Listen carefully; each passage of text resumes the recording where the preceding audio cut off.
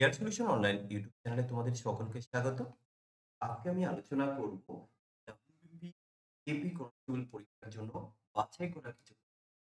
তো এর আগে আমি ৫টা ক্লাস আপলোড করে দিয়েছি, যারা দেখোনি দেখে নেবে। কেমন? আজকের সেটের ফার্স্ট যে কোশ্চেন বলা হয়েছে, A:B যদি 3:4 হয়, B:5, তাহলে A:C কোশ্চেনটি কলকাতা 2023-এ প্রিলিমিনারিতে এসছে। আজকের সেটের সমস্ত কোশ্চেনই কিন্তু 2023 এর প্রিলিতে আসা কোশ্চেন। ওকে? আমরা কিভাবে কোশ্চেনটিকে সলভ করব? দেখো, A is B কত দেওয়া আছে? না, C is, আবার B is to C কত দেওয়া আছে? B is to C 6:5। So আমরা এখানটায় লিখব 6:5। আমরা এখান থেকে বের করে নেব A আর C। দেখো, আমরা জানি যে ঘরটি ফাঁকা থাকে বা যে ফাঁকা থাকে সেখানে ঠিক তার আগের সংখ্যা বসাতে হয়। তো এখানটায় আমরা 4 বসিয়ে দিলাম, এখানে 6 এবার গুণ করব। ৩ × ৬ কত হবে? ১৮। ৪ × ৬ কত? ২৪। ৪ × ৫ = ২০। আমরা এটাকে একটু ছোট করব। ২ দিয়ে দিলে ৯ হবে, ২ দিয়ে দিলে ১২ হবে, ২ দিয়ে দিলে ১০ হবে। যেহেতু এখানে A আর C চেয়েছে, আমরা এই A আর C টাকেই নেব। তাহলে A আর C কত? 9:10। 9:10 কোথায় আছে? অপশন বি তে। আশা করি তোমরা বুঝতে পারছো। প্রিভিয়াস ইয়ারের কোয়েশ্চেন গুলো করলে আমরা অনেকটাই বুঝতে পারবো আসলে WP বোর্ড কিরকম ধরনের কোয়েশ্চেন গুলো বেশি। কোয়েশ্চেন নাম্বার 2, কোনো একটি বিদ্যালয়ে বিজ্ঞান, বাণিজ্য ও কলা বিভাগে ১২০ জন শিক্ষার্থীর মধ্যে ১৫% বিজ্ঞানের অন্তর্ভুক্ত বা বিজ্ঞান বিভাগের অন্তর্ভুক্ত। মোট ৬৬ জন কলা বিভাগের শিক্ষার্থী হলে কত শতাংশ বাণিজ্য বিভাগের শিক্ষার্থী আছে? তাহলে দেখো, এই যে ১৫% হচ্ছে বিজ্ঞান, তো আমরা ১২০ এর ১৫% বের করে নেব। চলো, বিজ্ঞান কত আমরা দেখে নেব। বিজ্ঞান হচ্ছে ১২০ এর ১৫%। তাহলে ১২০ এর ১৫% আমরা এখান থেকে বের করে নেব। চলো, কাটলাম। ৫ দিয়ে কাটলে ৩, ৫ দিয়ে কাটলে ২, দিয়ে দিলে ৬, তাই তো? তাহলে ৩, ৬, ১৮। এবার এখানে কলা বিভাগে কত? কলা বিভাগে হচ্ছে 66। এই দুটো বিভাগে মোট কত? আগে আমরা সেটা দেখে নেব। মোট কত? 66 প্লাস হচ্ছে 18। তাহলে যোগ করো। ৮ আর ৬ কত? ১৪। ১৪ এর ৪ হাতে ১, ১, ৮ যোগ। তাহলে এই দুটো বিভাগে হচ্ছে ৮৪। তাহলে তুমি এবার বলো বাণিজ্য বিভাগে কত? এবার তুমি এখানটা লিখো, এখানটা দেখিয়ে দিই। হুম? বাণিজ্য বিভাগে কত হবে? মোট তো ১২০, তার মধ্যে থেকে তুমি বাদ দাও 84, তাহলে কত হবে? ৮ আছে, ১০ এর সঙ্গে ৬ হলে। দেখো, আর মাইনাস না করলেও হবে। কারণ কি বলতো? এই অপশন গুলোর মধ্যে দেখো একমাত্র শেষে 6 আছে অপশন এ এর। বাকি একটারও কিন্তু নেই। সো এগুলো কিন্তু উত্তর হতে পারে না। কিন্তু এবার এখানেও কথা আছে। না, এখানেই ভুল করবে। এখানে কিন্তু সংখ্যা চায়নি। ওরা জানতে চেয়েছে কত শতাংশ। তো আমরা করব। তাহলে ৬ আছে, ৪ আছে, ১০ এর সমান ৬ হাতে ১, ৮ আর ১ এর ৯ আছে, ১২ র সমান ৩, তাহলে 36। এবার এই 36 হচ্ছে কি ১২০ জনের মধ্যে, ১২০ জন তো মোট, তাই না? তাহলে ১২০ জনের মধ্যে এবার আমরা শতকরাটা বের করব। যে ৩৬ জন যদি হয় ১২০ জনের মধ্যে, তাহলে ১০০ জনের মধ্যে কত? মেক্সিমাম কিন্তু এখানেই ভুল করে আসবে। তারা নরমালি বের করে দেবে। এই যে কত শতাংশ, এটা কিন্তু তারা খেয়াল করে না। এই জায়গাটায় ভুল। তো ক্যালকুলেশন করি। এই শূন্য কাটলাম। তো ১২ দিয়ে ৩৬ কাটলে ৩, ৩ × ১০ = ৩০। তাহলে আমাদের উত্তর কিন্তু হবে ৩০%। ঠিক আছে? কোন জায়গাটায় ভুল করবে? অনেকে কি করবে? এইভাবে মাইনাস করে এই ৩৬ টিক করবে। কিন্তু ভাই তাহলে ভুল করবে। কারণ এখানে কতজন এটা চায়নি, এখানে চেয়েছে পার্সেন্টেজটা। তো আমাদের অপশন সি হয়ে যাবে এই কোশ্চেনের উত্তর। ওকে? পরের কোশ্চেন।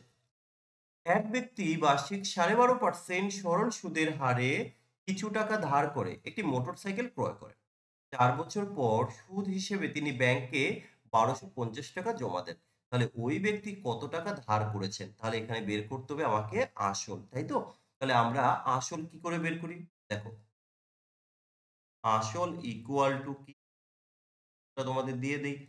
সুদ ১০০ বাই হলো আর ইনটু টি। তাহলে এখানে সুদ কত টাকা পেয়েছো? ১২৫০ টাকা পেয়েছো। তাই না? রেট অফ ইন্টারেস্ট কত? ১২.৫% লিখলাম। টাইম কত? 4। এবার আমরা এটাকে ক্যালকুলেশন করব। চলো দেখি কত আসে। আমরা এই দশমিকটাকে তুলে দিয়ে এখানে একটা শূন্য বসিয়ে দিলাম। ১২৫ দিয়ে এটাকে কাটলে কত হবে? ১০ হবে। ৪ দিয়ে ১০০০ কে কাটলে কত হবে? ৪, ২৫০। তাহলে কত হবে? ২৫১০ এ ২৫০০ শেষ উত্তর। অপশন সি হয়ে যাবে সঠিক। কারো যদি কোনো কোয়েশ্চেন বুঝতে অসুবিধা হয় তোমরা আমাকে কমেন্ট করে একটু জানিও ভাই। কারণ প্রিভিয়াস ইয়ারের কোয়েশ্চেন একদম লেটেস্ট, ঠিক আছে? তো দেখে নাও কোয়েশ্চেন কেমন আসছে। চলো নেক্সট কোয়েশ্চেন। একটা দেওয়াল ঘড়িতে ১০ টা বাজতে ১০ সেকেন্ড সময় লাগে। তাহলে ১২ টা বাজতে কত সেকেন্ড সময় লাগবে? খুব সুন্দর একটা কোয়েশ্চেন। দেখো এবার এখানে একটা বিষয় বোঝার আছে। ১০ টা বাজতে যে ১০ টা সেকেন্ড সময় লাগে, তাহলে এর মধ্যে যে অন্তর যে কতবার গ্যাপ, এই গ্যাপটা তোমাকে তাহলে গ্যাপ কিরকম বলতো? ধরো 0 থেকে ১, ২ এইভাবে তো? তো এই গ্যাপটা আমরা কাউন্ট করব। তো এখানে ৯ টা গ্যাপ হয়। তাহলে আমরা এভাবে লিখতে পারি ওই ৯ টা গ্যাপ, ৯ টা গ্যাপের জন্য আমার সময় লাগছে ১০ সেকেন্ড। ওকে? তো এখানে তো ১২ টা বলেছে তাহলে ১২ টা মিনস কয়টা গ্যাপ হবে? ১১ টা গ্যাপ হবে। তাহলে ১১ টা গ্যাপের জন্য কত? তাহলে ৯ এর জন্য যদি ১০ সেকেন্ড হয়, ১ এর জন্য কত? তখন তো কম অর্থাৎ বাই ৯। আর ১১ এর জন্য কত? বেশি হবে। তাই আমরা ইনটু ১১ করলাম। এবার দেখো কত হবে? ১১০ বাই হচ্ছে ৯। তুমি ডিভাইডেড করো। কত হবে? ৯, ১১, ৯, ১২ হবে। ৯, ১২, ১০৮ কত? ২। তাহলে আমরা লিখব ১২ পূর্ণ ২/৯। কোথায় আছে ১২ পূর্ণ ২/৯? দেখো অপশন সি তেই রয়েছে। তো আমাদের এখানে অপশন সি হয়ে যাবে সঠিক উত্তর। ওকে? তো আমরা পরের কোয়েশ্চেন যাব। একটা ক্যাম্পে ৪০০০ জন লোকের ১৯০ দিনের খাবার মজুদ ছিল। ৩০ দিন পর ৮০০ জন অন্যত্র চলে গেলেন। যারা রয়ে গেলেন অবশিষ্ট খাবার তাদের আর কতদিন চলবে? দেখো, আমরা ঐকিক নিয়ম বা ত্রৈলাসিক নিয়মের অঙ্ক যখন করি একটা সূত্র জানি যে M1 T1 T1 বাই হচ্ছে W1 equal to M2 T2 D2 by W2। M কি? এম হচ্ছে ম্যান, টি হচ্ছে টাইম, ডি হচ্ছে ডে, ডব্লিউ হচ্ছে ওয়ার্ক। এবার এখানে শুধু আমরা মানটা বসালেই উত্তর চলে আসে। কিন্তু এখানে বলা হয়েছে ৪০০০ জন লোকের ১৯০ দিনের খাবার ছিল। কিন্তু ৩০ দিন পর, ৩০ দিন পর মানে কি বলতো? ৩০ দিন তো খেয়ে নিয়েছে। তাহলে ওই ৪০০০ জন লোকের আর খাবার আছে কত দিনের? তাহলে আমরা এবার এটাই লিখব যে ওই ৪০০০ জন লোকের খাবার আছে, তাই তো? খাবার আছে কত দিনের? তি আ ১৬০ দিনের। ১৬০ দিনের। কেন? ১৯০ দিনের খাবার ছিল ৩০ দিন পর। তাহলে ৩০ দিন পর মানে কি? বাকি তারা ১৬০ দিনের খাবার রয়েছে আর। আচ্ছা কিন্তু এই ৪০০০ জনে খাবে ১৬০ দিন। কিন্তু এখানে আরেকটা ঘটনা হচ্ছে। ৮০০ জন না অন্যত্র চলে গেছে। তাহলে ৮০০ জন যদি অন্যত্র চলে যায় এখন থাকলো কত? ৩২০০ জন। তাহলে আগে যে খাবারটা অর্থাৎ ওই যে ৪০০০ জন লোকের যে খাবারটা ছিল সেটা খেত ১৬০ জন লোক। কিন্তু এখন তো লোকও কমে গেছে। ৩২০০ হয়ে গেছে। তাহলে এটা কতদিন খাবে? তাহলে দেখো এই যে এটা তো ম্যান, তাই না? এই যে এতজন ম্যান আর এই যে দিন, ম্যান আর দিন তো গুণ আকারে থাকে। তাহলে আমরা এই দুটোকে ইকুয়াল করতে পারি। তাহলে এই ৩২০০ জন লোক কতদিন খাবে আমরা জানি না। এবার আমরা এই দিনটাই বের করব। এই দুটো ইকুয়াল করে দিই। চলো আমি এখানটায় দেখি। ৪০০০ ইন্টু ১৬০ ৩২০০ ইন্টু দিন। এটাই দিন আসবে। তাহলে আমরা হুম, এই ১ শূন্য কেটে দিলাম। এই ১ শূন্য, এই ১ শূন্য কাটলাম। ১৬ দিয়ে ৩২ কে কাটলে ২ হয়। ২ দিয়ে ৪০০ কে কাটলে কত? তাহলে আমাদের ওই খাবার আর কতদিন চলবে? তাহলে আশা করি সবাই বুঝতে পেরেছো। চলো নেক্সট কোয়েশ্চেন। ৪ অঙ্কের ক্ষুদ্রতম পূর্ণবর্গ সংখ্যা কত? দেখো, সবার প্রথমত একটু বলে রাখি, এই যে তোমরা এখানে ১০০০ দেখছো, ১০০০ কিন্তু কোনো পূর্ণবর্গ সংখ্যা কি হবে কি হবে না? এবার এখানে একটা সবার প্রথমে তোমাকে জানতে হবে যে পূর্ণবর্গ সংখ্যার শেষে কি, কি থাকতে পারে? পূর্ণবর্গ সংখ্যার শেষে আগে বেসিক রুলসটা বলে দেই।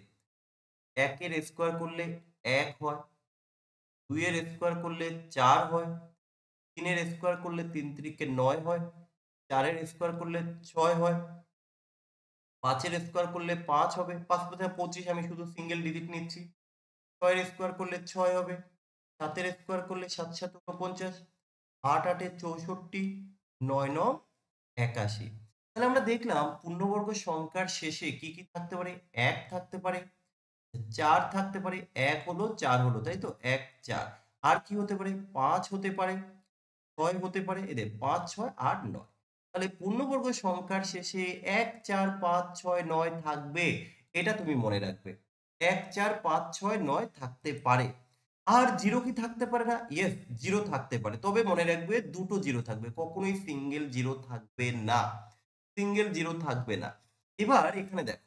এই যে আমরা প্রথমত একটু বাদ দেব। 1 4 5 6 9, তাই তো? সিঙ্গেল 0 থাকবে না, দুটো 0 থাকবে। তাহলে এই লজিক অনুযায়ী আমরা দেখলাম যে এখানে দুটো 0 আছে। ইয়েস, এটা পূর্ণবর্গ সংখ্যা। এটা তো 4 আছে, এই যে 4 আছে, তাহলে এটা পূর্ণবর্গ সংখ্যা হতে পারে। পরেরটা দেখো একটা 0 আছে, তারপরে সংখ্যা, এটা তো হবে না, কারণ 0 থাকলে মিনিমাম দুটো 0 থাকতে হবে। আচ্ছা, তারপরে দেখো চলে আসো 1000। 1000 তো পূর্ণবর্গ সংখ্যাই নয়। কেন? তুমি বলে স্যার আপনি তো বললেন ডবল 0 থাকলে। ইয়েস, ডবল 0 থাকলেও কিন্তু পূর্ণবর্গ হওয়ার সম্ভাবনা রয়েছে বললাম। কিন্তু ডবল 0 পূর্ণ সংখ্যা নয়। কারণ দেখো তুমি আ আচ্ছা, এই যে এই 1000 পূর্ণবর্গ সংখ্যা নয়, তাই তো? কারণ আমরা 33 এর যদি বর্গ করি, তাহলে 33 এর বর্গ কত হবে? ৩ তিরিকে ৯, তাই তো? ৯ আর ৩ তিরিকে ৯, ৩৩। তাহলে 33 ইন্টু 33, 1089। আর আমি যদি 32 এর বর্গ করি, 32 করলে হবে 1000। আমি যদি 31 করি, আগে একটু বিষয়গুলো দেখে নাও। 31, তাই তো? 31, 33 হচ্ছে 961। 961। তাহলে ৪ অঙ্কের বলেছে, ৪ অঙ্কের ক্ষুদ্রতম। তাহলে ৪,০০০ তো অনেক বড় সংখ্যা। এটা কি করে ক্ষুদ্রতম হবে? এটা বাদ। আর এটা তো প্রথমেই বাদ চলে গেছে। তাহলে বাকি পড়ে রইল ১,০২৪। ১,০০০ তো নয়, এটা তো দেখেই আমরা বলে দিচ্ছি। কিন্তু নিয়ম অনুযায়ী কিন্তু ১,০০০ হয়ে যাচ্ছে। তাহলে এটা কিন্তু করা যাবে না। কারণ রুলস এ বলেছে যে ডবল 0 থাকলে সেটা হওয়ার সম্ভাবনা রয়েছে। হওয়ার সম্ভাবনা রয়েছে তার মানে এই নয় যে পূর্ণবর্গের সংখ্যা হবে। যেমন দেখো তোমাকে আমি বললাম ৩০০। এখানে তো ডবল 0 আছে। তাহলে কি এটা পূর্ণবর্গের সংখ্যা? না, এটা কখনোই পূর্ণবর্গের সংখ্যা নয়। আচ্ছা। তাহলে এখান থেকে কিন্তু আমরা উত্তর পেয়ে গেলাম। বাকি তোমার ৩১ এর স্কোয়ার করলে ৯৬১, ৩২ করলে ১০২৪। তো এখান থেকে আমরা ১০২৪ কে উত্তর। পরের কোশ্চেন। রামের আয় শ্যামের আয় অপেক্ষা 20% বেশি। তাহলে শ্যামের আয় রামের আয় অপেক্ষা কত কম? এটা কিভাবে করবে? আমি এখানটায় লিখলাম রাম, এটা হলো শ্যাম। আচ্ছা, 20% বলতে কি বলতো? 1/5 না? তাহলে একজনের ৫ হলে আরেকজনের ৬ হবে। আর রামের আয় শ্যামের আয় থেকে বেশি, তাই তো? এই যে রামের আয় শ্যামের আয় অপেক্ষা বেশি, তাহলে শ্যামের যদি ৫ টাকা হয়, রামের হবে ৬ টাকা, তাই না? এই যে ১ টাকা বেশি। এবার কোশ্চেন করেছে শ্যামের আয় রামের আয় থেকে কত কম? দেখো ১ টাকা কম। ১ টাকা কম কত এর জন্য? রামের আয় ৬ টাকা, ৬ টাকার জন্য ১ টাকা কম। তাহলে শতকরা কত হবে? আচ্ছা, ২ দিয়ে কাটলে ৩ হবে, ২ দিয়ে কাটলে ৫০ হবে। তাহলে ৩ দিয়ে কাটলে ৩ ষোলো ৪৮, ১৬/২/৩%। কোথায় আছে? অপশন এ তে রয়েছে। শেষ উত্তর। কোশ্চেন নাম্বার 7, দেখো একটা সিম্পলিফিকেশন রয়েছে। তো ঘাবড়ানোর কোনো কারণ নেই। অর্থাৎ একটা সরল। আমরা কি করব? প্রথমে ফার্স্ট ব্র্যাকেটের কাজ করব। তো আমরা এই কাজটা যদি আগে করে নেই, কত হবে? চলো আমরা এদিক থেকে করি। লসাগু করলে ৮ হবে। ৪ ৮ এর মধ্যে ২ বার, ৮ ৮ এর মধ্যে ১ বার। তাহলে এখানটায় থাকলো 1/8। এই পোরশনটার জন্য আমরা 1/8 পেলাম। কিন্তু এই যে পোরশনটা রয়েছে ২ পূর্ণ ১/২, তাহলে এটা তো গুণ আকারে। তাহলে এটা করে নেই একবারে। তাহলে ২ দুগুণে ৪ আর একে ৫। তাহলে আমরা এইটুকুর জন্য কত পেলাম? আমরা এইটুকুর জন্য পেলাম ৫/16। তারপরে আমরা এই সেকেন্ড ব্র্যাকেটের কাজ করব। কি রয়েছে? যে সেকেন্ড ব্র্যাকেটের মধ্যে রয়েছে ৩/৮। তাহলে এটা মাইনাস রয়েছে। চলো এটা করে দেখি। আমরা এরকম ভাবে এক্সট্রা করে নিচ্ছি। লসাগু করলে ১৬, ৮ ১৬ র মধ্যে ২ বার, ৩ দুগুণে ৬ আর হচ্ছে ৫। তাহলে কত থাকলো? 1/16। আচ্ছা, এবার কি করবে? আবার এই যে গুণের কাজটা করে নিতে হবে। 3/4 প্লাস, তাহলে এটা করলে কত হবে? ৩ দুগুণে ৬ আর ২ ৮। তাহলে এই ৮/৩ ইনটু কত? এই 1/16। 1/16 হলো এই 8 দিয়ে এটাকে কাটলে কত 2, তাহলে এখানটা আমরা এইটুকু কত পেলাম যে 3/4 প্লাস হচ্ছে কত 1/6, রাইট? চলো এটুকু করে নিই, তারপর ভাগের কাজটা করবো। এলসিএম 12, 4 12 এর মধ্যে 3 বার, 3 তিরিকে 9, 6 12 এর মধ্যে 2 বার, তাহলে 11 বাই হচ্ছে 12, কিন্তু এখানে তো আবার ভাগ করতে হবে। চলো এটা করি। 9 ওকে 9 আর 2 11 ডিভাইডেড বাই কত 11/12, এটাকে ক্যালকুলেশন করলে কত হবে 11/9 ইন্টু 12/11, 11 কেটে গেল, 3 দিয়ে কাটলে 3, 3 দিয়ে কাটলে 4, তো 4/3 কোথায় আছে, বা আমরা এটাকে এইভাবে লিখতে পারি 1/3 অপশন ডি। ঠিক আছে, আমি এখানে একটু স্টেপ জাম্প করলাম, আলাদা আলাদা করে প্রত্যেকটা পার্ট আলাদা করে আমি এখানে করে নিয়েছি। কেমন? নাম্বার 9, 2 কেজি 250 গ্রাম পয়েন্ট জিরো পয়েন্ট 72 কুইন্টালের কত শতাংশ? আচ্ছা দেখো, তাহলে যার শতাংশ বের করতে হয়েছে সেটা নিচে লিখতে হয়। তাহলে 0.72 কুইন্টাল অর্থাৎ কত কেজি? 72 কেজি। 0.72 কুইন্টাল অর্থাৎ 72 কেজি। কেমন? আর এখানে 2 কেজি 250 গ্রাম, তাহলে আমরা একবারে লিখতে পারি 0.25 এত কেজি। একবারে কেজিতে কনভার্ট করে নিচ্ছি আর। এবার এখানে যে শতকরা, শতকরা মিনস এখানে তো তোমাকে 100 লিখতেই হবে। এই দশমিকের জন্য আমরা এখানে দুটো শূন্য দিতে পারি। এই 2 শূন্য, এই 2 শূন্য কেটে গেল। তাহলে কি থাকলো 225 বাই হচ্ছে 72। আমি একদম সহজ ভাবে লিখলাম বাই 72। কত দিয়ে কাটবে? 36। তার মানে তো এখানে তো পয়েন্টে চলে আসবে। তাই তো? 225 আমরা যদি 25 একমাত্র 5 দিয়ে তো যাবে না। এখানে পয়েন্টে চলে আসবে। 8, 9, 9 দিয়ে, 9 দিয়ে কি কাটা যাবে? 9, ইয়েস 8 25 এ 200, 9 দিয়ে দিলে কত হবে? 8, 9 সরি, যদি 9 দিয়ে কাটি, 9 9 25, তো 25 কে যদি 9 দিয়ে ভাগ করি 25 হবে।